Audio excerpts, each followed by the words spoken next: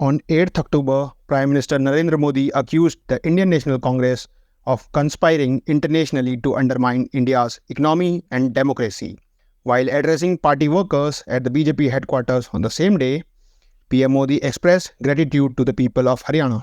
He also noted that the Haryana voters had acted decisively in rejecting falsehoods and securing the triumph of truth, development, and good governance. As the BJP celebrated its third consecutive victory in the state, the Prime Minister emphasized that the successful conduct of peaceful elections in Jammu and Kashmir represented a victory for India's constitution and democracy.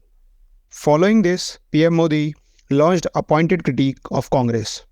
He said, and I quote, "For some time now, many conspiracies are being hatched against India to weaken India's democracy and social fabric.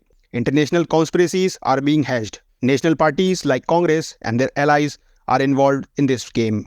Today, Haryana has given a befitting reply to every such conspiracy. Every Indian will have to take a pledge that we will not let any such conspiracy succeed. India will not deviate from the path of development," PM Modi further stated, and I quote, "Whether it is the Election Commission of the country, the police, the judiciary, the Congress wants to tarnish every institution. You will remember the kind of ruckus they created before the results of the Lok Sabha elections. During the elections too, these people and their urban Naxalite allies had gone to the Supreme Court to tarnish the image of the Election Commission. Today also, they have done the same. Congress has tried to mislead the people of the country. Congress always tries to question the impartiality of our institutions, tries to tarnish their reputation. This has been the habit of Congress. Congress has been doing such things shamelessly. The development gains prominence in the backdrop that Congress leader Rahul Gandhi faced massive backlash for his remarks during his foreign visits. While claiming that things have worsened in India, he called for a Western intervention in India's internal affairs, a remark which had garnered sharp criticism from all corners for calling a foreign intervention and meddling in India's internal affairs. Mind you, in recent months, there has been a noticeable trend of opposition leaders engaging with US diplomats. On September 3rd, US Ambassador to India, Eric Garcetti, met with Congress President Mallikarjun Kharge at his residence.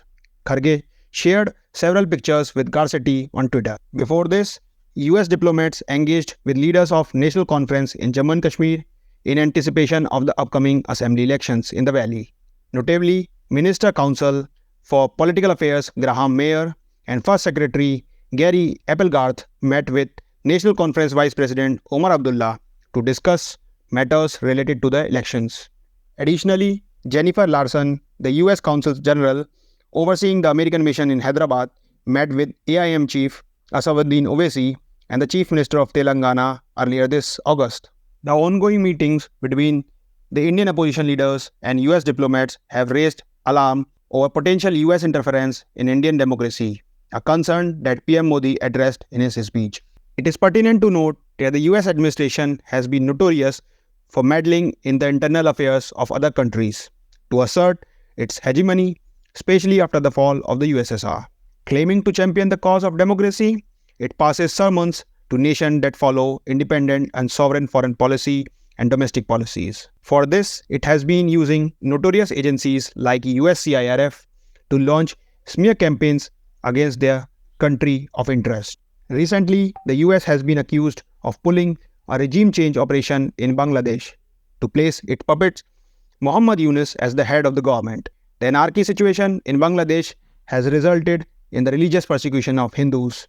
Furthermore, the Western media, particularly the US media like Wall Street Journals and New York Times, have been rapidly publishing anti-India hit pieces and tirades against India, peddling the bogey of minorities being under threat in India to further its foreign policy. In this backdrop, PM Modi's remark alarming about the collusion between the opposition parties and foreign powers is a cause for concern for the country. India, the world's largest and oldest democracy, should fend off all the efforts to undermine its democratic institutions and democratic subversion.